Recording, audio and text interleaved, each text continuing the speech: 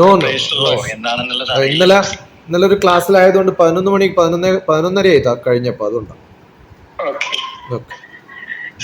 വ്യക്തിപരമായി എനിക്ക് അത് ഒന്നും പരിചയപ്പെടാനില്ല സാറിനെ എനിക്ക് അറിയാം എന്നുള്ളത് തോന്നിച്ചേക്കും. ഞാനും എവിടെ കണ്ട പോലെ തോന്നുന്നു കേട്ടോ ശ്രീജിഷ്. അല്ല ഉണ്ടായിരിക്കാം. ഞാൻ കുറച്ച് മീഡിയയിൽ കുറച്ച് മുൻപ് പ്രോഗ്രാമിങ്ങിലൊക്കെ ഉണ്ടായിരുന്നു. ഞാൻ കാലിക്കറ്റ് യൂണിവേഴ്സിറ്റിയിലും ഡയറക്ടറേറ്റ് ഉണ്ടായിരുന്നല്ലോ, എഡ്യൂക്കേഷനിൽ ഒക്കെ ക്ലാസ് എടുത്തിട്ടുണ്ട് കുറെ. എന്നാലേ ഉണ്ടായിരിക്കാം. ഞാൻ ഡ്രാമ സ്കൂളിലാണ് പഠിച്ചിരുന്നത്. School of ഡ്രാമയിലായിരുന്നു. തിയേറ്ററാണ് പഠിച്ചത്. എവിടെയാ? തൃശ്ശൂര്, നമ്മളെ ഡിപ്പാർട്ട്മെന്റിൽ തന്നെ, കാലിക്കറ്റ് യൂണിവേഴ്സിറ്റി. ഞാൻ അവിടെ കുറെ 2005-2007 ഞാൻ ഉണ്ടായിരുന്നു. ആ സമയത്ത് ഞാൻ പുറത്താണ്. ഡയറക്ടറേറ്റ് 2005-2007 ഉണ്ടായിരുന്നത്.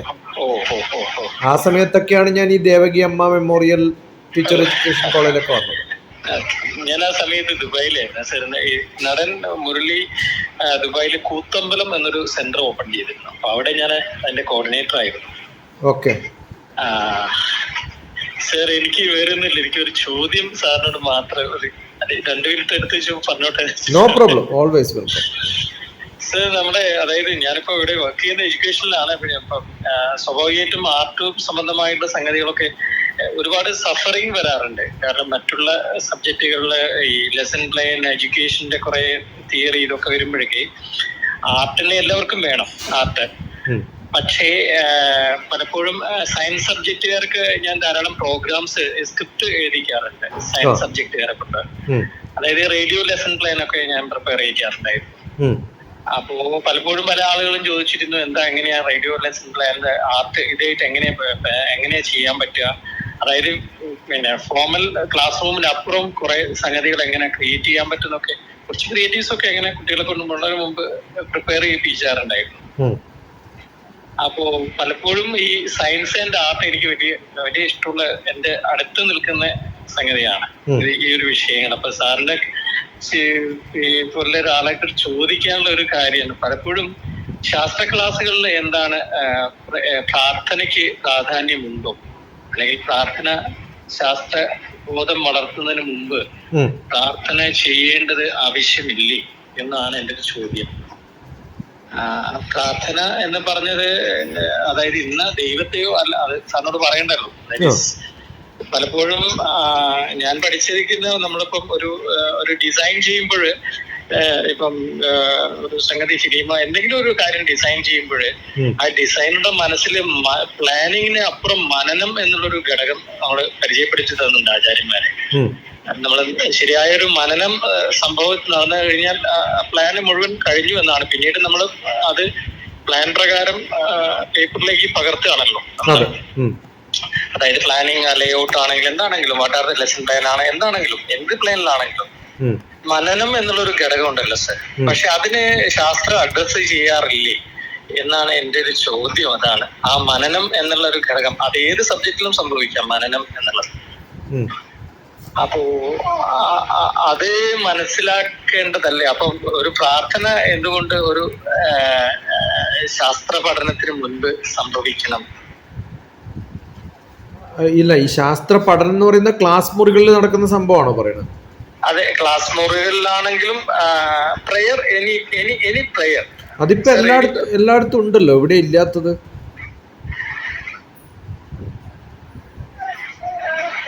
പ്രയർ എല്ലാവിടെ ഇല്ല. പ്രയർ താഴ്ന്ന ക്ലാസ്സുകളിലുണ്ട്. പക്ഷെ ഉയർന്ന ക്ലാസ്സുകളിലേക്ക് വരുമ്പോൾ നമ്മൾ പ്രയർ സൗകര്യപൂർവ്വം മാറ്റിവെക്കാറുണ്ട്. എന്റെ കോളേജിലാണ്, ട്രെയിനിങ് കോളേജുകളിലൊക്കെ നമ്മൾ പ്രയർ ആസ് പെർ നമ്മുടെ ഒരു ഘടകമാണ് ഒരു പ്രയർ എന്ന് പറയുന്നത്. പക്ഷേ ഹയർ സ്റ്റഡീസ്, അതായത് യൂണിവേഴ്സിറ്റികളിൽ മറ്റു കാര്യങ്ങളിലേക്ക്, അതെല്ലാണല്ലോ കുറച്ചുകൂടി ഉയർന്ന പഠനം ആവശ്യം വരുന്നത്. ആ സ്ഥലങ്ങളിൽ പ്രാർത്ഥനയ്ക്ക് എന്താ സംഭവിക്കുന്നത്, എന്താ ചുരുങ്ങി പോകാൻ കാരണം എന്നുള്ളതാണ്. അല്ല, നമ്മളെ ഈ ഒരു സൈക്കോളജിക്കലായിട്ട് അല്ലെങ്കിൽ ഒരു ഇമോഷണലായിട്ട് നമ്മളൊരു റെഡിനെസ് ആക്കുക എന്നുള്ളതാണ് ഈ അല്ലെങ്കിൽ ഒരു കോൺസെൻട്രേഷൻ എടുക്കുക, നമ്മുടെ ക്രിയേറ്റിവിറ്റി ഒന്ന് മോട്ടിവേറ്റ് ചെയ്യിപ്പിക്കുക, ഉള്ളിൽ നിന്നൊന്ന് പുറത്തേക്ക് എടുക്കുക. ഇതൊക്കെയാണല്ലോ നമ്മളൊരു അറ്റൻഷൻ ക്രിയേഷൻ എന്ന് പറയുന്നൊരു സംഭവം. അതിപ്പോ നമ്മളൊരു നല്ല കുളി കുളിച്ചാലും നമുക്കൊരു സുഖം കിട്ടുമല്ലോ. അതെ അതെ. അപ്പോ നമ്മളിപ്പോ ചെറിയ പ്രായത്തിൽ കുട്ടികളോട് കുളിച്ചിട്ട് വരണം, പിന്നെ വെള്ളം കുടിക്കുന്നതിന് മുമ്പ് ഒന്ന് ആലോചിച്ചിട്ട് കുടിക്കണം, ആലോചിക്കാണ്ട് കുടിച്ചു കഴിഞ്ഞാൽ ചിലപ്പം ഒന്ന് പിടിച്ചു പോകും എന്നൊക്കെ നമ്മൾ പറയും. ശരിയാണ്. ഇപ്പം അത് ഒരു 10 കൊല്ലം പ്രാക്ടീസ് ചെയ്തിട്ട് ഹയർ ക്ലാസ്സിൽ എത്തുന്ന ഒരാള് സ്വന്തം പ്രാക്ടീസ് ചെയ്യുന്നില്ല എന്ന് വിചാരിക്കും. നമ്മൾ 12ാം ക്ലാസ് വരെ, ഇപ്പം 12ാം ക്ലാസ് എന്ന് പറഞ്ഞാൽ 14 വർഷമായി. ഈ 14 വർഷം പ്രാക്ടീസ് ചെയ്തൊരു കുട്ടിക്ക് ഒരു ബിടെക്കിന് ചേരുമ്പം ഒന്ന് ബാക്കിലേക്ക് കൈയെടുത്തിട്ട് ഒന്ന് മുകളിലേക്ക് സ്ട്രെച്ച് ചെയ്തിട്ട്, ഞാനിപ്പോൾ ചില ക്ലാസ്സിലൊക്കെ പോയി കഴിഞ്ഞാൽ അങ്ങനെ ചെയ്യിപ്പിക്കാം. അത് പ്രയറാന്നോന്ന് ചോദിച്ചാൽ ചിലപ്പോൾ കൈ കൊട്ടാൻ പറയും, അല്ലെങ്കിൽ കൈയൊന്ന് പൊക്കാൻ പറയും, എന്നിട്ട് നല്ലോണം ദീർഘശ്വാസം എടുക്കാൻ പറയും. അപ്പോൾ ഇത്തരം സംഭവങ്ങൾ ചെയ്യുമ്പോൾ നമ്മൾ അവരുടെ ബാക്കിയുള്ള ഒരു അറ്റൻഷൻ ഉണ്ടല്ലോ, വരുന്ന ഡിഫറെൻറ്റ് സിറ്റുവേഷനിൽ, ഡിഫറെൻറ്റ് എൻവിറോൺമെൻറ്റിൽ ഡിഫറെൻറ്റ് കാര്യങ്ങൾ ചെയ്ത് ഡിഫറെൻറ്റ് ഇൻട്രാക്ഷൻസ് കഴിഞ്ഞിട്ട് ഒരു സ്ഥലത്തേക്ക് വരുമ്പോൾ നമ്മളെ ഒന്നായി ചിന്തിപ്പിക്കാനുള്ള, ഞാൻ പറയുന്നതിലേക്ക് നിങ്ങളെ ആഗീകരണം ചെയ്തെടുക്കാനുള്ള ഒരു ബ്രേക്കാണ് ശരിക്കും പറഞ്ഞാൽ ഈ സംഭവങ്ങളൊക്കെ കൊണ്ട് ഉദ്ദേശിക്കുന്നത്. അത് ഒരു അറ്റൻഷൻ ഡ്രാഗിങ് ആണ്. Drag your attention. ഈ നാനേസ് പ്രിൻസിപ്പിൾ എന്ന് പറഞ്ഞിട്ട് എഡ്യൂക്കേഷൻ്റെ പ്രിൻസിപ്പിൾ പറയുന്നുണ്ട്. അതിൽ ഫസ്റ്റ് പറയുന്നത് ഡ്രാഗ് യുവർ അറ്റൻഷൻ എന്നാണ്. അപ്പം ഞാനെങ്ങനെയാണ് അറ്റൻഷൻ ഡ്രാഗ് ചെയ്യുക? അവരുടെ അറ്റൻഷൻ പല സ്ഥലത്തായിരിക്കും. അത് സയൻസ് മാത്രമൊന്നുമല്ല, ക്രിയേറ്റിവിറ്റി മാത്രമൊന്നുമല്ല, ഏത് സംഭവത്തിന് മുമ്പും നമ്മൾ ഉണ്ടാവില്ല. ഇപ്പം നമ്മളിപ്പോൾ ഒരു നാടകം തുടങ്ങുന്നതിന് മുമ്പ് ബെല്ലടിച്ചിട്ടല്ലേ തുടങ്ങുന്നത്? അത് എല്ലാത്തിനുള്ളതാണ്. അല്ല, ഞാൻ ഇവിടെ ചോദിച്ചെന്ന് വെച്ചാൽ പ്രാർത്ഥനയ്ക്കൊപ്പം തന്നെ വിശ്വാസം, അതായത് സാറേ ഒരു വീഡിയോയിൽ എന്നോട് അതെ സാറ് പറഞ്ഞതാണ് എനിക്ക് ഈ ചോദ്യം വന്നത്. അതാണ്, അതായത് വിശ്വാസം, ശാസ്ത്രം എന്നുള്ള ഒരു ഘടകം. അതായത് നമ്മുടെ ഒരു കാര്യം തുടങ്ങുമ്പോൾ സാറി പറഞ്ഞൊരു ഇൻട്രോ, ഉണർത്തലുള്ള സംഗതി അല്ല ഞാൻ ഉദ്ദേശിച്ചത്. പ്രാർത്ഥന എന്നുള്ള സംഗതി എന്താ പറയാ, that is in A meditative mind എന്നുള്ള ഒരു ഘടകമുണ്ട്. നമ്മൾ എന്ത് കാര്യം തുടങ്ങുമ്പോഴും അവരെ ഒരു ധ്യാനാവസ്ഥയിൽ വേഗം എത്തിച്ചിട്ടുണ്ടെങ്കിൽ കാര്യങ്ങൾ നമ്മൾ പറയുന്നത് എളുപ്പമാവാറുണ്ട്. പ്രാർത്ഥനയുടെ ഫലം ഒരുപക്ഷെ ഒരു ധ്യാനാവസ്ഥയിൽ എത്തിക്കുക, ഒരു നിമിഷം അവരുടെ സെൽഫിനോട് ചേർത്ത് നിർത്തിക്കുക എന്നുള്ളത്. അതായത് സാർ നേരത്തെ പറഞ്ഞിരിക്കുന്ന ക്രിയേറ്റീവ് സ്പേസിലേക്ക്, ക്രിയേറ്റീവ് ഫയറിലേക്ക്, അവരുടെ ഫയറിലേക്ക് അവരെ കണക്ട് ചെയ്ത് കൊടുക്കുക എന്നുള്ളതാണ്. പിന്നീട് നമുക്ക് അവരാണല്ലോ വർക്ക് ചെയ്യേണ്ടത്. അല്ല, ശ്രദ്ധ ഉണ്ടാക്കാനുള്ള ഏറ്റവും വലിയ മാർഗം എന്ന് പറയുന്നത് ധ്യാനം എന്ന് പറയുന്ന ഒരു കൺസെപ്റ്റാണ്. അപ്പോൾ ശ്രദ്ധാവാൻ ലഭതേ ജ്ഞാനം, നല്ല ശ്രദ്ധയുള്ളവനെ നോളജ് കിട്ടുള്ളൂ. ഞാൻ എങ്ങനെ ശ്രദ്ധ, അറ്റൻഷൻ പ്ലീസ് എന്ന് പറയുമല്ലോ നമ്മൾ സാധാരണ. അപ്പോൾ എങ്ങനെയാണ് നമ്മൾ അറ്റൻഷൻ ഗ്രാബ് ചെയ്യുക, ഡ്രാഗ് ചെയ്യുക? അത് ഒരു അവയർനെസ് ഉണ്ടാക്കിയെടുക്കുകയാണ്. നമ്മുടെ സിറ്റുവേഷനിലേക്ക്, നമ്മളിലേക്ക് ഒരു അറ്റൻഷൻ ഉണ്ടാക്കിയെടുക്കുക, ഒരു അവയർനെസ് ഉണ്ടാക്കിയെടുക്കുക. അത് ഏത് തരത്തിൽ വേണം എന്നുള്ളത്, ഇപ്പം നമ്മൾ കുളിക്കാൻ പോകുമ്പോൾ പോലും നേരെ വെള്ളത്തിൽ ചാടുന്നതിന് പകരം ഞാൻ എൻ്റെ ശരീരത്തോട് പറയുകയാണ് ഞാൻ വെള്ളത്തിൽ ചാടാൻ പോവാണ്. ആ ഒരു അവയർനെസ് കൊടുക്കാൻ വേണ്ടിയിട്ടാണ് നമ്മൾ കയ്യിൽ കുറച്ച് വെള്ളം എടുക്കുന്നത്. ഐ ആം ബീവിങ് അവെയർ ദാറ്റ് ഈ വെള്ളത്തിൽ, ഈ ചൂടുള്ള, ഈ തണുപ്പുള്ള വെള്ളത്തിലേക്കാണ് ഞാൻ ചാടുന്നത് എന്ന് എന്നോട് പറയുന്നതാണ് ആ ഒരു അവെയർനെസ്. അത് പറയുമ്പോൾ എനിക്കൊരു ഷോക്ക് ഉണ്ടാവില്ല. ഞാൻ എത്ര തണുത്ത വെള്ളത്തിൽ ചാടുന്നതിന് മുമ്പും എൻ്റെ കയ്യിൽ കുറച്ച് സമയം ആ വെള്ളം എടുത്ത് പിടിച്ച് നിൽക്കാന്ന് വിചാരിക്കും, എനിക്ക് ഷോക്ക് ഉണ്ടാവില്ല. സാധാരണ പറയാറുണ്ട്, നല്ല ചൂടുവെള്ളത്തിൽ നമ്മൾ ഒരു പ്രാവശ്യം കൈമുക്കിയാൽ ചൂട് തോന്നും, 2 പ്രാവശ്യം കൈമുക്കിയാൽ ചൂട് തോന്നില്ല. കാരണം ആദ്യം ചൂട് തോന്നുന്ന സമയത്ത് തന്നെ നമ്മുടെ ശരീരം അതിനുവേണ്ടി പ്രിപ്പയർഡ് ആവും. അപ്പോൾ ശരീരവും മനസ്സും ഒന്നാണ്. ശരീര മനസ്സോ യോഗ പരസ്പരം അനുവ്രജേത് ആധാര ആധേയ ഭാവേന തപ്താജ്യ ഘടയോരി വന്നു. അപ്പോൾ എൻ്റെ മനസ്സ്, ഞാൻ ശാരീരികമായിട്ടൊരു ആക്ഷൻ ചെയ്യുമ്പോൾ അല്ലെങ്കിൽ ബുദ്ധിപരമായിട്ട് ചെയ്യുമ്പോൾ അതിന് റെഡിനെസ് ഉണ്ടാവണമെങ്കിൽ എൻ്റെ മനസ്സ് അതിന് പ്രിപ്പയർഡ് ആവണം. ആ മനസ്സിനെ പ്രിപ്പയർഡ് ആക്കുന്ന ഒരു അവസ്ഥയാണ് ധ്യാനം. അത് പ്രാർത്ഥനയുടെ ആവാം. ഒരു dragging of attention can be in any way, whatever the way I want. Okay. അതാണ് പ്രാർത്ഥന. പ്രാർത്ഥന അത് ഈ വാക്ക് ഉപയോഗിക്കുമ്പോഴാണല്ലോ ഇപ്പൊ നമ്മള്. അതെ, അത്രേ ഉള്ളൂ. Dragging attention, being aware of what you are doing എന്നൊക്കെ പറയുമ്പോൾ അതിനൊരു ഒരു ഒരു ഹയർ ഗ്രേഡ് ഉള്ള പോലെ തോന്നും നമുക്ക്. ഇതൊക്കെയാണ് പണ്ട് കാലത്ത് പ്രാർത്ഥന. അത് ഭക്ഷണത്തിന് മുമ്പ് പോലും പ്രാർത്ഥിക്കുന്നത് ഒന്ന് ഗ്രാറ്റിറ്റ്യൂഡ് കാണിക്കാനുള്ള ഒരു മാർഗമാണ് പ്രാർത്ഥന. ഇതൊന്നും എൻ്റെതല്ല എന്നുള്ളൊരു ബോധമാണല്ലോ എനിക്ക് ആദ്യം ഉണ്ടാവേണ്ടത്. ആ ബോധത്തോടു കൂടി ഞാൻ ഭക്ഷണം കഴിക്കുമ്പോൾ ഇത് തന്ന എൻ്റെ ആരൊക്കെ അത് തന്നിട്ടുണ്ടോ അവർക്കൊക്കെ ഞാൻ ഒരു താങ്ക്സ് ഗിവിങ് ആണ്. നമ്പർ 1. നമ്പർ 2, ഞാൻ അവെയർ ആവുകയാണ് ഞാൻ കഴിക്കുക എന്നുള്ളത്. അത് അങ്ങനെ അല്ലാണ്ട് കഴിക്കുമ്പോഴാണ് പുറത്തേക്ക് അടിച്ചു പോകുന്നത്. ചിലപ്പോൾ നമ്മുടെ ശരീരത്തിൽ ആവശ്യമില്ലാത്തത് ഡംപ് ചെയ്യുന്നതിന് പകരം ഭക്ഷണത്തിന് മുമ്പ് പ്രാർത്ഥിക്കുക. അത് ഒരു വലിയൊരു കർമ്മമായിട്ട്, യജ്ഞമായിട്ട്, യാഗമായിട്ട് ചെയ്യുമ്പോൾ അതിനൊരു പെരിഫറൽ ആയിട്ടുള്ളൊരു നോളജും കൂടി ഉണ്ട്. ചില ക്ലാസ്സുകളിൽ സർ ഇത് അറിയാതെ തന്നെ പലപ്പോഴും ഹോളിസ്റ്റിക് വേയിൽ ഓഫ് സംതിങ് യോഗിക് ആയുള്ള ചില ക്യാമ്പുകളിലൊക്കെ തന്നെ ഈ പ്രാർത്ഥന ഇപ്പൊ ഈവനിൻ ശബരിമലയ്ക്ക് പോകുമ്പോൾ തന്നെ സ്വാമിമാരെ കയ്യില് കുമ്പിളിൽ വെള്ളം എടുത്ത് അവര് പ്രാർത്ഥിക്കുന്നത് കണ്ടിട്ടുണ്ട്. ഞാനും പ്രാർത്ഥിച്ചിട്ടുണ്ട്. അതായത് ആ പ്രാർത്ഥന ദാറ്റ് ഈസ് എന്താ പറയാ, സാറി പറഞ്ഞത് തന്നെ ദാറ്റ് ഈസ് ഞാൻ ചെയ്യാൻ പോകുന്ന ആക്ടിനെയും നമ്മള് മനസ്സിന് കൊടുക്കുന്ന മനസ്സിനും ശരീരത്തിന് കൊടുക്കുന്ന നിർദ്ദേശങ്ങൾ ആയിട്ട് വരാറുണ്ട്. പക്ഷെ പലപ്പോഴും അത് സ്പിരിച്വൽ ആയിട്ട് വരുമ്പോൾ, അതായത് വിശ്വാസത്തിന്റെ കാര്യം വരും. ഒരു ശാസ്ത്ര പഠനത്തിൽ പലപ്പോഴും പ്രാർത്ഥന എന്ന് പറഞ്ഞുകൊണ്ട് ചെയ്തിട്ടുണ്ടെങ്കിൽ സംബഡീസ് നീഡ്, കാരണം എന്തിനാണ് ഇതൊരു അബദ്ധമായുള്ള ആക്ട് ആണെന്ന് കുറച്ച് ഭൂരിഭാഗം പേരും അതിങ്ങനെ റിഫ്ലക്ട് ചെയ്തിട്ടുണ്ട്. ഞാൻ ആ സംശയമാണ് സാറിന് മുമ്പിലേക്ക് ചെയ്തത്. അല്ല, അതിപ്പം നമ്മുടെ ഇപ്പം ഈ സാധാരണ സാറ്റലൈറ്റ് ലോഞ്ച് ചെയ്യുന്നതിന് മുമ്പ് തിരുപ്പതി പോയിട്ട് പ്രയർ നടത്തുന്നതിന് കുറേ ക്രിറ്റിസിസം വന്നിട്ടുണ്ട് ചെയർമാൻമാർക്കൊക്കെ. അപ്പം ആ ചെയർമാനൊക്കെ പറയാറുള്ളത് എനിക്കൊരു മനസ്സമാധാനം, കാരണം വലിയൊരു പ്രോജക്റ്റാണ് ചെയ്യുന്നത്, കുറേ കാശ് മുടക്കിയിട്ടാണ്, അത് എപ്പോൾ വേണമെങ്കിലും ഫെയിലിയർ ആവാം. ആ ഫെയിലിയർ ആകുന്ന സമയത്ത് എനിക്ക് ഹാർട്ട് അറ്റാക്ക് വരാണ്ടിരിക്കണമെങ്കിൽ ഞാനൊന്ന് പ്രിപ്പയർഡ് ആവണം. അപ്പം അതിനുള്ളൊരു ധൈര്യമാണ്. കാരണം there are many things which are beyond my world എന്നുള്ളൊരു ധാരണ, ആ ഒരു ധാരണ നമുക്ക് ഉണ്ടാവുമ്പോഴാണ്, നമ്മൾ അവരെ ട്രസ്റ്റ് ചെയ്യുമ്പോഴാണ് ചിലപ്പോൾ നമുക്കൊരു ഗുണം കിട്ടുക. ഞാനതിൽ എന്റെ മൈൻഡിൽ സാറോട് വരുമ്പോ തിരിച്ചെന്റെ അത് തന്നെയാണ് സാർ. ശരിയാണ് സാറ് പറഞ്ഞത്, അതാണ് പലപ്പോഴും. പക്ഷെ അത് പലപ്പോഴും പല സയന്റിഫിക് ഫോറത്തൊന്നും സാധാരണ നമുക്ക് കിട്ടാറില്ല. പ്രൊഫസേഴ്സ് ആണെങ്കിലും മറ്റുള്ളവരൊക്കെ ആണെങ്കിലും ടോക്ക് ചെയ്യുമ്പോൾ അവർക്ക് സർ ഹലോ, നമ്മളെ മുമ്പിൽ കത്തിച്ചു വെച്ച വിളക്കിന്റെ പ്രഭ, അത് ഞാൻ കാണുന്ന പ്രപഞ്ചം തന്നെയാണ്. അത് മാത്രമേ ഉള്ളൂ എനിക്ക് സത്യമായിട്ടുള്ളത്. ബിയോണ്ട് ദീസ്, ആ വിളക്കിനപ്പുറം ഊരാക്കൂരി ഇരുട്ടുണ്ട്, വലിയ ലോകം ഉണ്ടെന്നുള്ളത് ഒരേ സമയം മനസ്സിലാക്കുക എന്നുള്ളതേ. അല്ല, ഞാനൊക്കെ അഗ്നിഹോത്രി ആയിരുന്നു കുറെ കാലം. അപ്പൊ സൂര്യായ സ്വാഹ സൂര്യായ ഇദം നമമ, പ്രജാപതയെ സ്വാഹ പ്രജാപതയെ ഇദം നമമ, ഈ ഭക്ഷണം തന്നിട്ടുള്ളത് എനിക്ക് വേണ്ടിയിട്ട് തരുമ്പോൾ കുറേ ആൾക്കാർ മനക്കെട്ടിട്ടാണ് ഇത് തരുന്നത്. ഇത് ഞാൻ ഈ ഫയറിലിടുന്ന സമയത്ത് അവിടുന്ന് പുറത്തേക്ക് പോകുമ്പോൾ അത് എല്ലാവർക്കും കിട്ടട്ടെ, അതിൻ്റെ ഒരു ഗുണം. ഇത് എൻ്റേതല്ല, ഇത് സൂര്യഭഗവാൻ എനിക്ക് തന്നതാണ് എന്നുള്ളൊരു വിശ്വാസം. ഞാൻ എൻ്റെ കാശ് കൊടുത്ത് മേടിക്കുന്നതല്ല എന്നുള്ളൊരു തോന്നലുണ്ടാവുമ്പോൾ, ഇപ്പം എൻ്റെ അച്ഛൻ കൃഷിക്കാരനായിരുന്നു.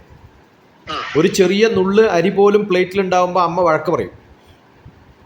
അമ്മ പറയാറുള്ളത്, ഈ ഭക്ഷണം തൻ്റെ പ്ലേറ്റിലെത്തണമെങ്കിൽ എത്ര ആൾക്കാർ മനക്കെട്ടിട്ടുണ്ടാവുമെന്നറിയോ?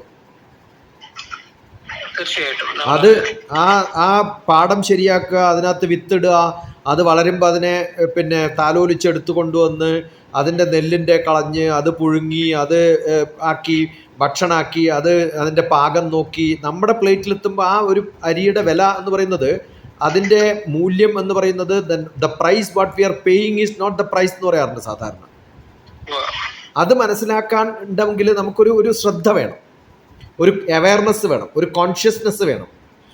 ആ കോൺഷ്യസ്നെസ്സിൻ്റെ dragging of that attention and consciousness for the value of whatever you are doing is what is prayer. അതിന് നിങ്ങൾ എന്ത് പേര് വേണമെങ്കിലും വിളിച്ചോളൂ.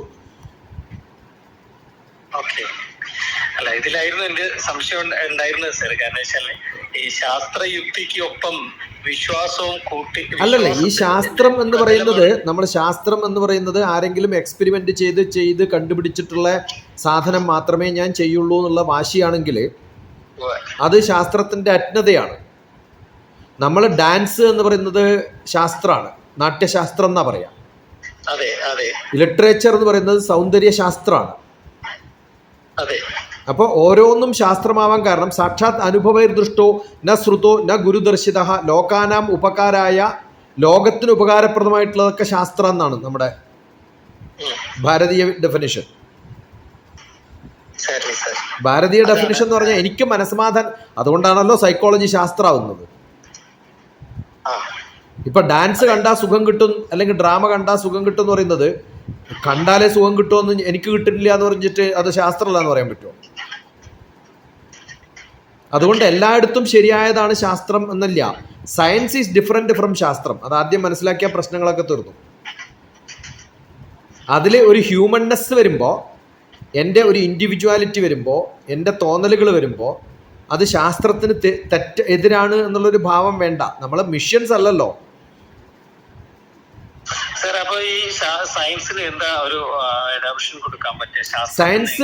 സയൻസ് എന്ന് പറയുന്നത് എക്സ്പെരിമെന്റ് റിപ്പീറ്റബിൾ ആയിട്ട് എല്ലാ സ്ഥലത്തും കറക്റ്റ് ആവുന്നതിനെയാണ് സയൻസ് എന്ന് പറയേണ്ടത്. അതാണ് ഈ ലാബോറട്ടറി കണ്ടീഷൻസിൽ കറക്റ്റ് ആണെന്നൊക്കെ പറയുമല്ലോ നമ്മൾ. അപ്പൊ അതിൽ ഇപ്പം ഒരു ഡോക്ടറുടെ ട്രീറ്റ്മെന്റ് പോലും സയൻസ് അല്ല അങ്ങനെ നോക്കുമ്പോൾ. കാരണം ഒരേ മരുന്ന് കൊടുത്താൽ ഒരേ 100 ഡിഗ്രി പനിയുള്ള എല്ലാവർക്കും ഇത്ര ടാബ്ലറ്റ് കൊടുത്തു കഴിഞ്ഞാൽ കറക്റ്റായിട്ട് ഇത്ര ദിവസം കൊണ്ട് മാറുമെന്ന് പറയാൻ പറ്റുമോ? അത് ഓരോരാളിലും വ്യത്യസ്തമായിട്ടുള്ള അനുഭവിക്കുന്നത്. ഒരേ കണ്ടീഷനിൽ എല്ലായിടത്തും ഭരിക്കുന്നതിന് മാത്രമേ, ഒരേപോലെ റിയാക്ട് ചെയ്യുന്നതിന് മാത്രമേ, ആവർത്തന സ്വഭാവം തെറ്റാതെ ശരിയായി, അല്ലെങ്കിൽ എപ്പോഴും തെറ്റിക്കൊണ്ട് ഒരിക്കലും ശരിയാവാത്തതിനൊക്കെ നമ്മൾ പ്രൂവും ഡിസ്പ്രൂവും ഒക്കെ ചെയ്യുമ്പോഴൊക്കെ അതിനെ സയൻസ് ആണെന്ന് പറയും.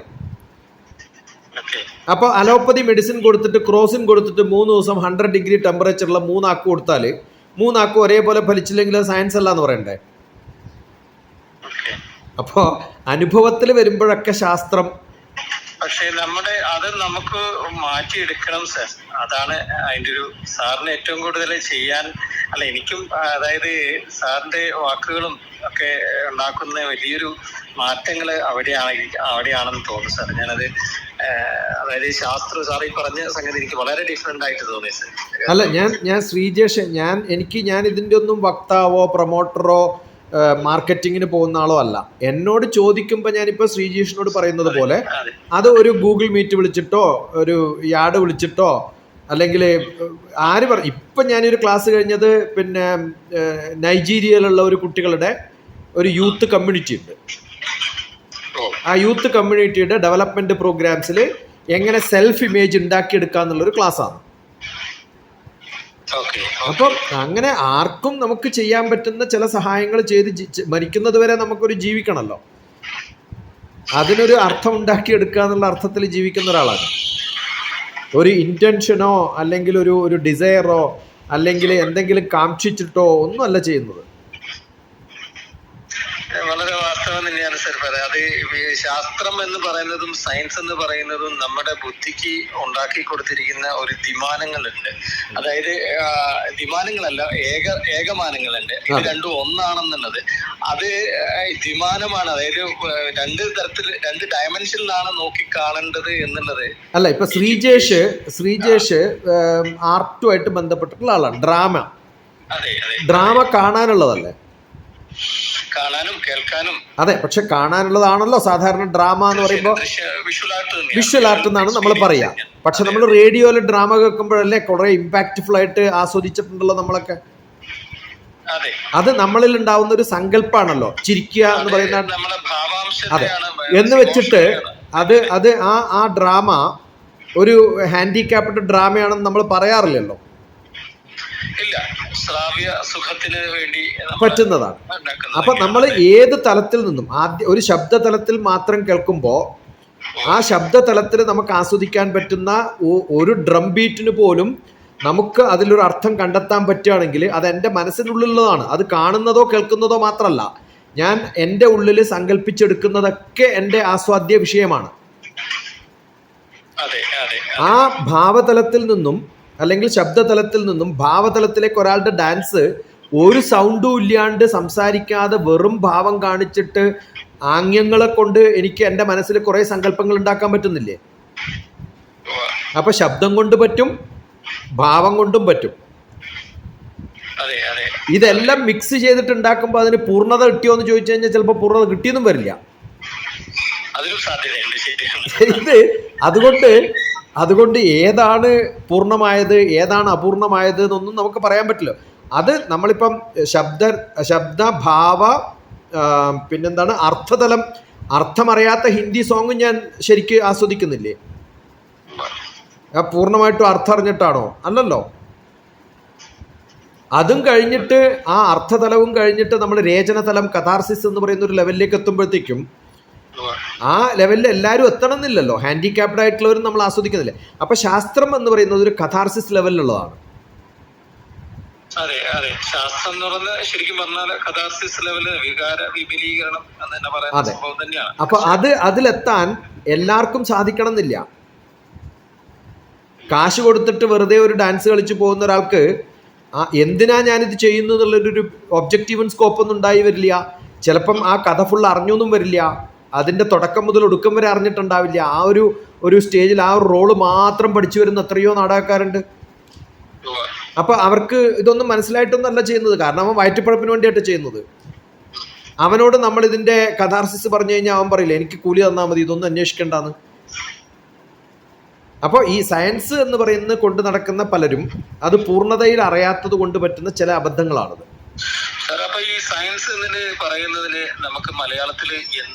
അങ്ങനെ ഒരു ഭാഷയില്ല. കാരണം എന്ന് വെച്ചാൽ ഈ പലതും നമ്മളിപ്പോ ഒരു ഉദാഹരണത്തിന് നമ്മൾ സാധാരണ പറയുന്ന പ്രേമം ഉണ്ടല്ലോ, ആ പ്രേമം ട്രാൻസ്ലേറ്റ് ചെയ്ത ലവ് അല്ലേ? അല്ല, വേറെ എന്താ ഒരു ഭാഷ ഉള്ളത് നമുക്ക്? ഇപ്പം ലവ് എന്ന് പറയുമ്പം ഒരു കാമുകൻ കാമുകിയോടും ലവ് ആണ്, അച്ഛന് അമ്മയോടും മക്കളോടും ഒക്കെ ലവ് ആണ്. നമ്മളെ സംബന്ധിച്ചിടത്തോളം ഇതിന് മലയാളത്തിലൊക്കെ സംസ്കൃതത്തിലൊക്കെ ഇഷ്ടംപോലെ നാമരൂപങ്ങളുണ്ട്. പക്ഷേ ഹെയർ എന്ന് പറയുമ്പോൾ എൻ്റെ ശരീരത്തിലുള്ള ഏത് രോമത്തിനെയും ഇംഗ്ലീഷുകാർക്ക് വെസ്റ്റിൽ ഹെയർ എന്ന് മാത്രമേ ഉള്ളൂ പേര്. നമുക്ക് ഓരോന്നിനും വ്യത്യസ്തമായ പേരുകളുണ്ട്. അപ്പോൾ അങ്ങനെ വന്നൊരു അബദ്ധമാണ് ഈ ട്രാൻസ്ലേറ്റ് ചെയ്തിട്ട് നമ്മൾ സയൻസ് ഒന്നാക്കുമ്പോൾ ഈ അബദ്ധങ്ങളൊക്കെ പറ്റും. അത് പലതിലും പറ്റിയിട്ടുണ്ട്. ഇപ്പം നമ്മൾ ജാതകത്തില് പിന്നെ വിഭജനം നടക്കണം. സാർ ഈ പറഞ്ഞത് യാഥാർത്ഥ്യമാണെങ്കിൽ ആ ഒരു വിഭജനം നടക്കണം. ഇത് മാവേലിയെ പിടിച്ചിട്ട് ഒരു കോമഡി ആക്കിയതുപോലെ എന്നോ ഒരു കാലഘട്ടത്തില് ആ ഒരു എന്താ പറയാ ഒരു ഗതി മാറിപ്പോയി എന്നുള്ളത് സത്യമാണ്. അല്ല, നമ്മള് ശ്രീജേഷ് നമ്മൾ ചെയ്യേണ്ടത് എന്താ വെച്ചാല് ഇതറിയുന്ന കുറച്ച് പേരെങ്കിലും ടോർച്ച് ലൈറ്റ് ബെയറേഴ്സ് ആയിട്ട് ഉണ്ടായാൽ മതി. അതല്ലെങ്കിൽ എന്ത് പറ്റുമെന്ന് വിചാരിച്ചു കഴിഞ്ഞാൽ ബാക്കിയുള്ളതിന് ഈ ഏറ്റവും കൂടുതൽ സപ്പോർട്ട് കൊടുത്തിട്ടുള്ള ലിറ്ററേച്ചർ എന്ന് പറയുന്നത് ലൈബ്രറി അസോസിയേഷൻ ഡിസ്ട്രിബ്യൂട്ട് ചെയ്തിട്ടുള്ള കേരളത്തിലെ ബുക്സാണ്. ആ ബുക്സിനൊക്കെ ഒരു ഇടതുപക്ഷത്തിൻ്റെ ചിന്താഗതിയും ആ തരത്തിൽ എഴുതപ്പെട്ടിട്ടുള്ളത് മാത്രം വിറ്റുപോയിട്ടുള്ള ഒരു കാലഘട്ടമുണ്ട്. അതുകൊണ്ട് പറ്റിയിട്ടുള്ള കുറേ അബദ്ധങ്ങളാണിത്. അല്ല, അതുപോലെ ഈ ശാസ്ത്രത്തിലും വന്നിട്ടുണ്ട് എന്നുള്ളത് 100% ഇതൊക്കെ ഇപ്പം ഞാനും എൻ്റെ ഏട്ടനൊക്കെ കേരള ശാസ്ത്ര സാഹിത്യ പരിഷത്തിലൊക്കെ ആയിരുന്നു 1970-കളിൽ. അന്ന് ഞാൻ ഈ ബുക്ക് വിറ്റ് നടന്നിട്ടുണ്ട്. മനസ്സിലായി? അപ്പം നമുക്ക് ആ ബോധം വരുമ്പോഴാണ് മനസ്സിലാവുന്നത്, ഓ ഇതല്ല ശരി എന്ന് മനസ്സിലാവുന്നൊരു സമയമുണ്ടല്ലോ. അപ്പം അല്ല, ഞാൻ ആദ്യം വേറൊരു ഉദാഹരണം, പക്ഷെ സാറിനോട് അത് ചോദിക്കേണ്ടതെന്ന് വെച്ചിട്ടാണ്. ഇപ്പൊ ഗാന്ധി ഇപ്പോഴ് എല്ലാ ഡിസ്കോഴ്സിലും അദ്ദേഹത്തിന്റെ എല്ലാ സംഭാഷണത്തിനും മുമ്പ് പ്രാർത്ഥന ഉപയോഗിക്കാറുണ്ട്. പ്രാർത്ഥന വളരെ ഉപയോഗിക്കാറുണ്ട്. പക്ഷെ ഗാന്ധി എന്നൊരു എലമെന്റ് നമ്മൾ പബ്ലിക്കായിട്ടോ സാറിനോട് പറഞ്ഞിട്ട് പറയാം, അല്ലെങ്കിൽ സാറ് വിചാരിക്കും ഒരു ഗാന്ധിയൻ ആ ഒരു രീതിക്കാണെന്ന് വിചാരിക്കും. അതുകൊണ്ടാണ് ഞാൻ എന്റെ ചോദ്യം ഇതിലേക്ക് ചുരുക്കിയത്. കാരണം പ്രാർത്ഥനയും സയൻസിന്റെ പഠനവുമായിട്ട് ബന്ധമില്ലേ, ബന്ധപ്പെടാൻ പ്രശ്നമുണ്ടോ എന്ന് ചോദിച്ചത്. അപ്പോ എനിക്കത് കൃത്യമായിട്ട് സാറ് വളരെ കൃത്യമായിട്ടത് എന്താ പറയാ, എനിക്കത് കൃത്യം മനസ്സിലായി സാറ് കാര്യം. ഇത് എനിക്ക് പുതിയ അറിവായിട്ടാണ്. ശാസ്ത്രം എന്ന് പറയുന്നത് പിന്നെ സയൻസ് എന്നുള്ള സംഗതി അല്ല എന്നുള്ളത്. അല്ല, എക്സ്പെരിമെന്റബിളും എക്സ്പീരിയൻസബിളും രണ്ടുണ്ടല്ലോ. അതിൽ എക്സ്പെരിമെന്റബിൾ മാത്രമേ സയൻസ് ആവുള്ളൂ. ശാസ്ത്രത്തിൽ രണ്ടും പെടും. അനുഭവവേദ്യമായതൊക്കെ. ഇപ്പം ഞാനിപ്പോൾ പറയുന്നു, ഞാൻ ഭക്ഷണം കഴിക്കണമെങ്കിൽ എനിക്ക് ഡൈജസ്റ്റീവ് സിസ്റ്റത്തിന്റെ കംപ്ലീറ്റ് സയൻസ് അറിഞ്ഞാലേ ഞാൻ കഴിക്കുള്ളൂ എന്ന് വെച്ചാൽ പട്ടിണി കിടന്ന് ചത്തോവില്ലേ? അതുപോലെ എനിക്ക് എൻ്റെ അമ്മയോട് സ്നേഹമുണ്ട്, ഭാര്യയോട് സ്നേഹമുണ്ട്, എന്നാൽ കാണിച്ചതാന്ന് പറഞ്ഞാൽ കാണിച്ചു കൊടുക്കാൻ പറ്റുമോ? അത് അനുഭവിക്കാനേ പറ്റുള്ളൂ. എനിക്ക് ദാഹിക്കുന്നുണ്ട്, ഇല്ല കാണിച്ചതാ ദാഹം എന്ന് പറഞ്ഞാൽ കാണിച്ചു തരാൻ പറ്റും എനിക്ക്. അപ്പൊ പലതും നമുക്ക് കാണിച്ചു കൊടുക്കാൻ പറ്റാത്തതാണ്. അപ്പൊ കാണിച്ചു തരുന്നതേ വിശ്വസിക്കുള്ളൂ എന്ന് പറയുന്നതാണ് സയൻസ് എങ്കിൽ ജീവിക്കാൻ സയൻസ് പറ്റില്ല. സയൻസ് ഇല്ലാണ്ടാണ് നമ്മൾ ജീവിക്കുന്നത്. വളരെ മനോഹരം സാർ ഈ പറഞ്ഞ സമയത്ത് എനിക്ക് വലിയൊരു ഇമേജാണ് മനസ്സിൽ വരുന്നത്. നമ്മുടെ സാധാരണ സംഗീതത്തില് കൂടുതലായിട്ടാണ് ശാസ്ത്രികൾ എന്നുള്ള സംഗതി ടേം യൂസ് ചെയ്യുന്നത്. ആചാര്യൻ അവര് പാടിപ്പടിച്ചിരിക്കുന്ന പിന്നെ വസ്തുതകളാണെങ്കിൽ, അതായത് ചെറിയ ചെറിയ സ്വരങ്ങള് അവര് പരീക്ഷിച്ച് അവര്, അതായത് അവരുടേതായുള്ള ഇപ്പൊ ആചാര്യൻ പഠിച്ചത് അവരുടെ വാക്കുകളും അതേപോലെ വരിശകളും അതേപോലെ തന്നെ സംഗീതത്തിന്റെ അടിസ്ഥാന സംഗതികളും ഒക്കെ ആയിരിക്കും അവര് പാടിപ്പടിച്ചത്.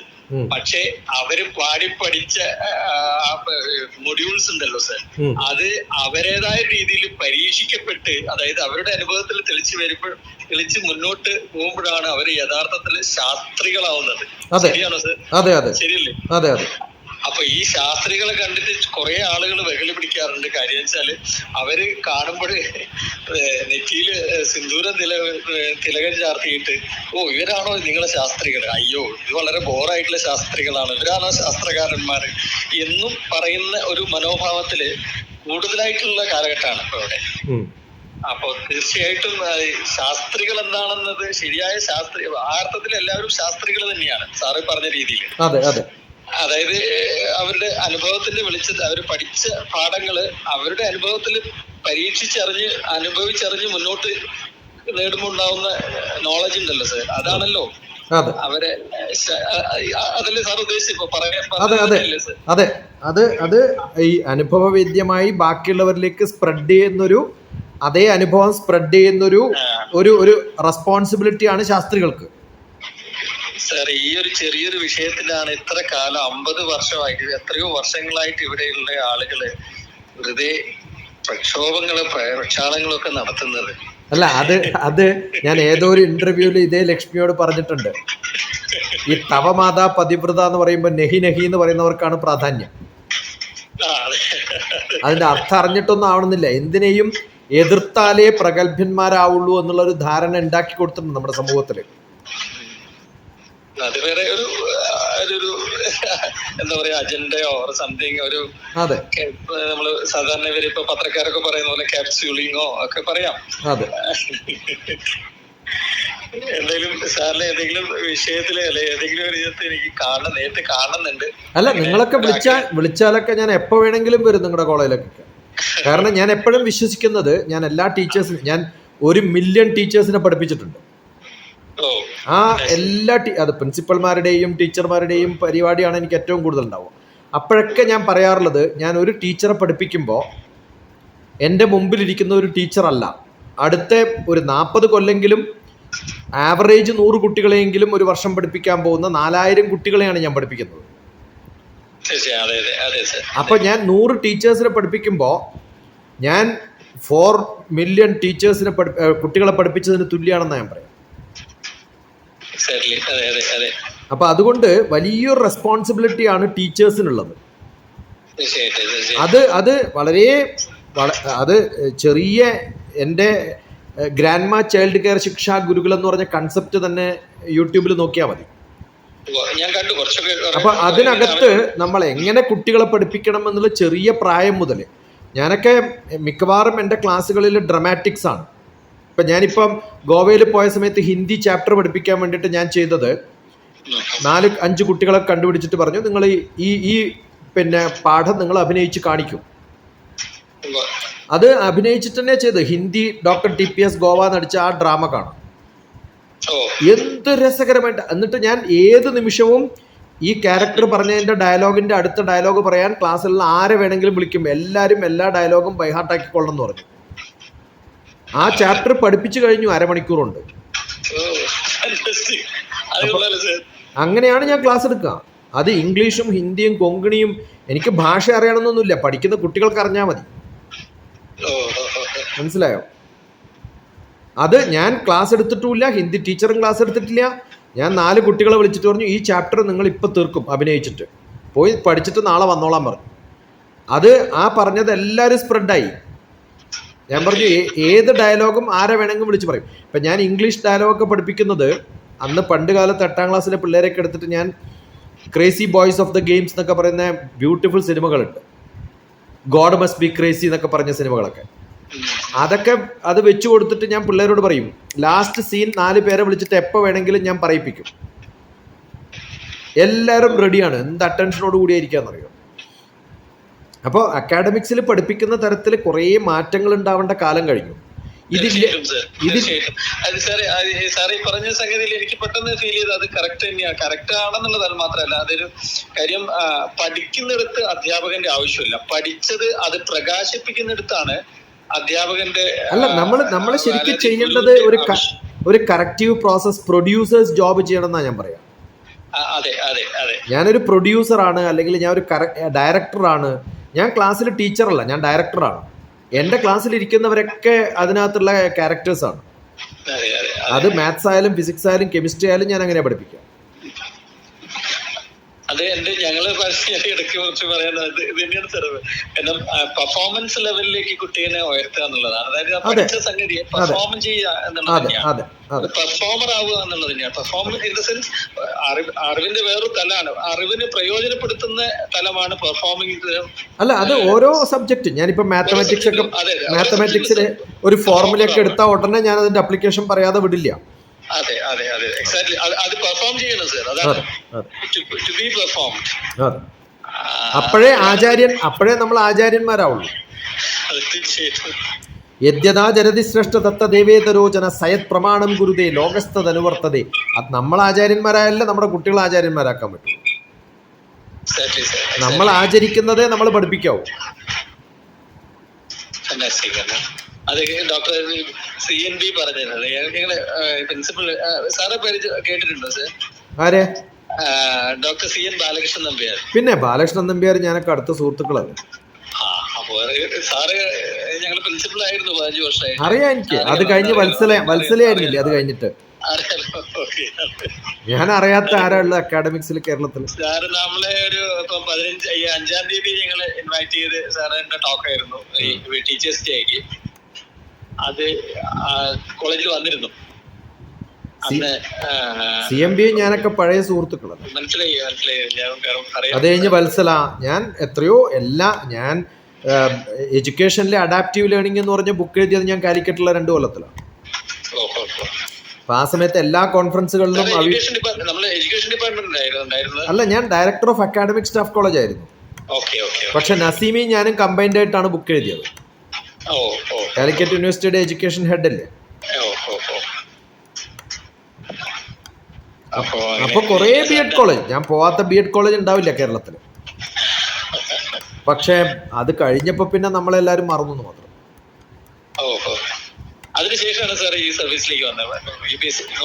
അല്ല, ഞാൻ സ്പേസ് ഡിപ്പാർട്ട്മെന്റിൽ നിന്ന് എന്റെ അക്കാഡമിക്സിലെ ഇൻട്രസ്റ്റ് കൊണ്ട് ഞാൻ ഒരു ഡെപ്യൂട്ടേഷൻ എടുത്ത് വന്നതാണ്.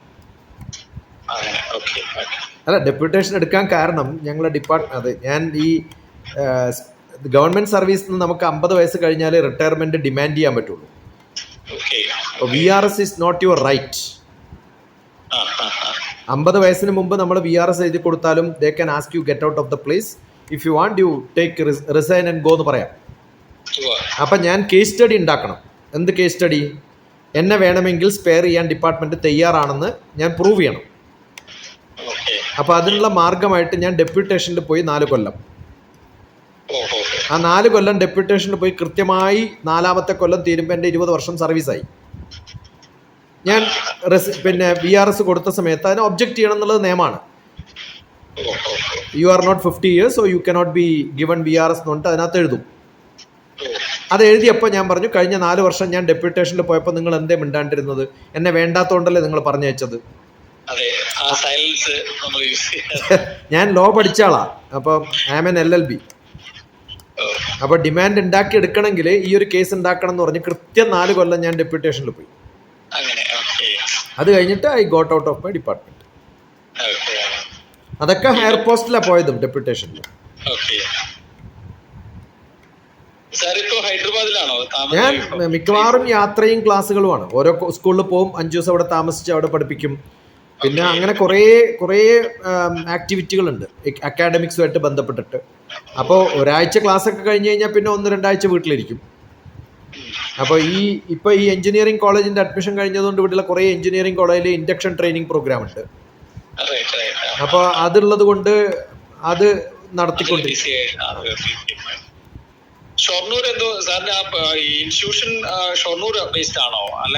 അല്ല, അങ്ങനെ എനിക്കൊരു ഇൻസ്റ്റിറ്റ്യൂഷൻ ഒന്നും ഇല്ല. എന്റെ വീട് എന്ന് പറയുന്നത് ഒന്ന് ഇരിങ്ങാലക്കുടയും ഒന്ന് കണ്ണൂരുമാണ്. കണ്ണൂരുള്ള എന്റെ തറവാട് നിങ്ങൾ ഗൂഗിൾ മാപ്പിൽ പോയിട്ട് ഡോക്ടർ TPS എന്ന് അടിച്ചാൽ മതി. അത് അടിച്ചു കഴിഞ്ഞാൽ നിങ്ങൾ ഇന്റർവ്യൂവിൽ കണ്ടത് ആ ഒരു കൈക്ക് ഒന്ന് പരിക്ക് പറ്റിയുള്ള ഒരാൾ വന്ന് ഇങ്ങനെ ഇന്റർവ്യൂ ചെയ്യുന്നത് അങ്ങനെ കണ്ടു. അപ്പൊ അദ്ദേഹം ഇരുന്ന ആ വീട് അതാണോ സാറിന്റെ വീട്? ഏതാണെന്ന് എനിക്ക് ഓർമ്മയില്ല, കുറെ ഉള്ളതുകൊണ്ട്. അതെ അതെ അതെ അതെ അതെ അതെ അത് നടുവിലാണ്. ആലക്കോട് ശ്രീനി എന്ന് പറയുന്ന ഒരാൾ. അത് കഴിഞ്ഞ ഒരു ട്രിപ്പ് പോയ സമയത്ത് അടുത്ത സ്കൂളിലെ ഒരു BTM എന്ന് പറഞ്ഞൊരു മുസ്ലിംസിൽ നടത്തുന്ന ഒരു സ്കൂളുണ്ട്. അപ്പൊ അവിടെ ടീച്ചേഴ്സിനെയും പിള്ളേരെയും 4-5 ദിവസം എന്റെ കൂടെ ആയിരിക്കും. അവര് ക്ലാസ് ഒക്കെ സസ്പെൻഡ് ചെയ്തിട്ട് കംപ്ലീറ്റ്. ഞാൻ എപ്പോഴെങ്കിലും ഇങ്ങനെ ഒരു ക്യാമ്പ് വേണം അല്ലെങ്കിൽ കുറച്ച് ആൾക്കാർ വരുന്നൊക്കെ പറയുമ്പോഴേ ഞാൻ പോവാറുള്ളൂ. അതല്ലെങ്കിൽ ഒരു ഗ്യാപ്പ് അടിക്കുമ്പോ ഞാനിപ്പോ അടുത്ത കാലത്ത് എന്റെ കയ്യിൽ ഒരു ചെറിയൊരു ക്യാമറ ഉണ്ട്. എനിക്ക് വന്ന് 1-2 ചോദ്യങ്ങളോട് ചോദിച്ചാൽ വലിയ താല്പര്യമുണ്ട് സാറിനായിട്ട്. അല്ല, അതിനിപ്പോ നമുക്ക് എപ്പോ വേണമെങ്കിലും ഗൂഗിൾ മീറ്റ് വിളിച്ചൂടെ? അല്ല, ഞാനിപ്പോ ശ്രീജേഷ് പറയുമ്പോ എന്റെ മുമ്പിൽ ക്യാമറ ഓണാ. ഞാൻ കംപ്ലീറ്റ്, കാരണം മിക്കവാറും എപ്പോഴും ആക്സസിബിൾ ആണ്. ഇപ്പൊ ഞാൻ എന്റെ ലാപ്ടോപ്പ് ഓണാണ്, ഒരു മൊബൈൽ ഓണാണ്. മൊബൈൽ ഓണിൽ എന്റെ റെക്കോർഡിംഗ് ഓൺ ആക്കിയിട്ട് എന്റെ ഭാഗം മാത്രം വരുന്നുണ്ട്. അത് ഞാൻ നിങ്ങളുടെ സൗണ്ടും ഞാനും കൂടി മിക്സ് ചെയ്തിട്ട് ഇടാനും തയ്യാറാണ്. അതുപോലെ അല്ല, ഡ്യുവൽ അല്ല, കുറെ ക്യാമറകളും പിന്നെ കുറെ ഫോണുകളുമായിട്ട് യാത്ര ചെയ്യുന്ന ഒരാളാണ്. അപ്പൊ ഞാനിപ്പോ ശ്രീജേഷിനോട് അവസാനം ചോദിക്കും, ഈ ഭാഗം ഞാൻ ഇട്ടോട്ടെ, നിങ്ങളുടെ പേര് കട്ട് ചെയ്യണോ? അങ്ങനെ ചിലരൊക്കെ അവരുടെ പേഴ്സണൽ കാര്യങ്ങളൊക്കെ പറയുമ്പോൾ പേര് കട്ട് ചെയ്യണം. ഏതായാലും ദേവികമ്മയ്ക്ക് ഇപ്പൊ ഞങ്ങൾ കുറച്ചൊരു വേറൊരു സെറ്റിംഗ് സ്റ്റുഡൻസ് ഒരു സ്റ്റുഡിയോ സെറ്റ് ചെയ്തിട്ടുണ്ട് ഞങ്ങളവിടെ. സിംപ്ലിഫൈങ് സീറോ ഫോർമാലിറ്റി എന്നാണ് അതിന്റെ പേര്. അപ്പൊ എന്റെ ഒരു സുഹൃത്ത് ഡോക്ടർ വിപിൻ സാറിനറിയാം, പിന്നെ അദ്ദേഹമാണ് അതിന്റെ ചാർജ് ഉള്ളത്. കുട്ടികളുമായിട്ട് നേരിട്ട് സംവദിക്കാനുള്ള ഒരു പ്ലാറ്റ്ഫോം രീതിയിലാണ് അത്. അപ്പൊ പിന്നെ അവിടെ പല ആൾക്കാരും അങ്ങനെ ഞങ്ങൾ പല ആളുകളും എന്താ പറയാ, സിംപ്ലിഫൈങ് സയൻസ്, അതാണ് അതിന്റെ ഒരു മോട്ടോ.